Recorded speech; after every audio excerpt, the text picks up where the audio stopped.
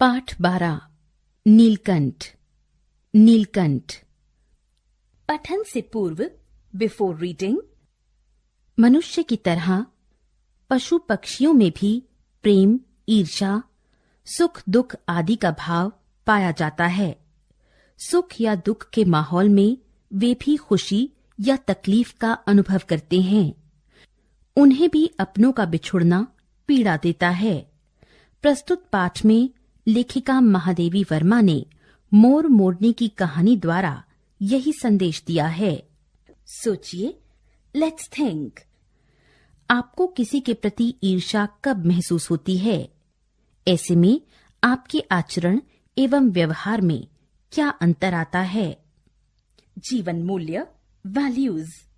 पशु पक्षी से प्रेम, सभी जीवों के प्रति दया व स्नेह की भावना, पशु पक्षियों की संवेदनाओं एवं व्यवहार के बारे में जानना।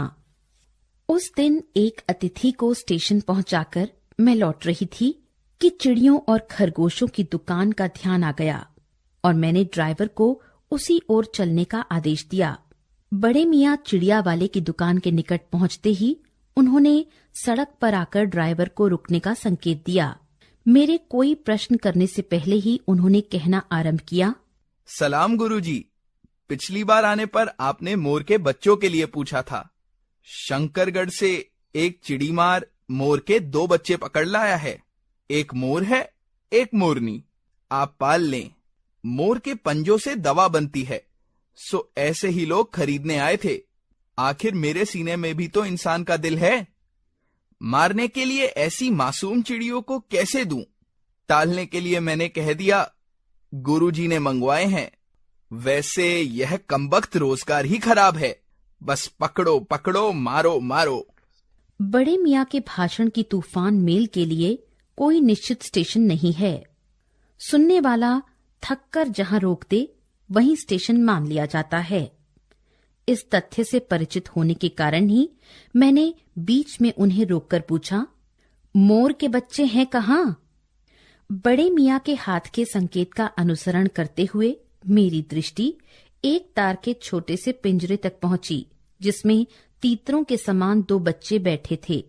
पिंजरा इतना संकीर्ण था कि वे पक्षी शावक जाली के गोल फ्रेम में किसी जड़े चित्र जैसे लग रहे थे।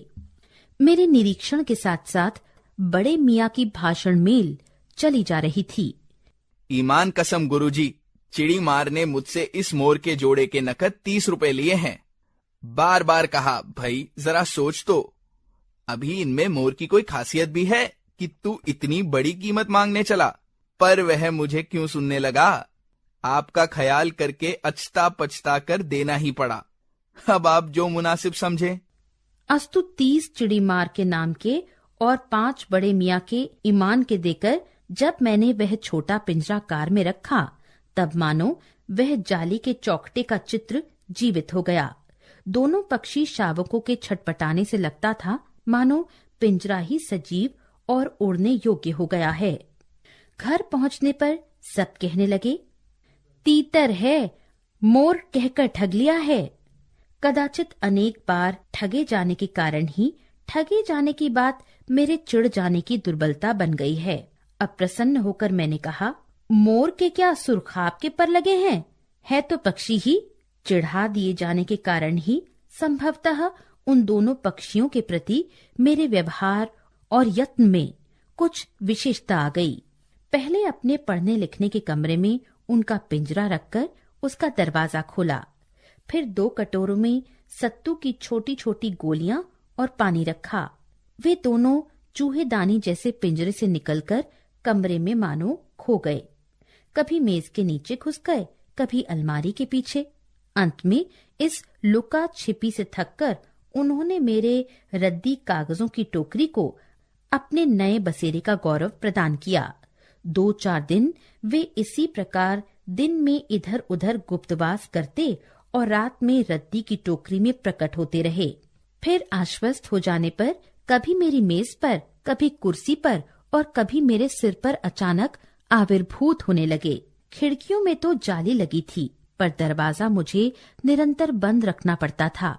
खुला रहने पर चित्रा यानी मेरी बिल्ली इन नवागंतुकों का पता लगा सकती थी और तब उसके शोध का क्या परिणाम होता, यह अनुमान करना कठिन नहीं है। वैसे वह चूहों पर भी आक्रमण नहीं करती, परंतु यहाँ तो दो सर्वथा अपरिचित पक्षियों की अनाधिकार चेष्टा का प्रश्न था।